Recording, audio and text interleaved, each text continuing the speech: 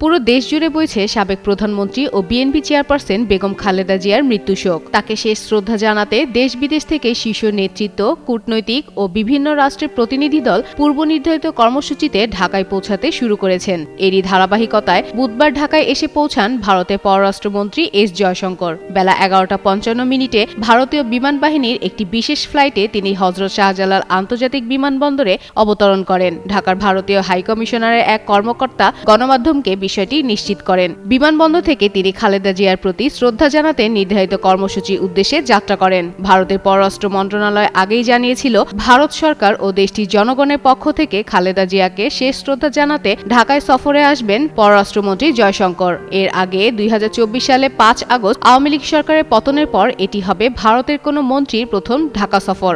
এদিকে এই দিন সকাল 10:45 ঢাকায় এসেছেন পাকিস্তানের পার্লামেন্টের স্পিকার সরদার আয়াজ সাদিক।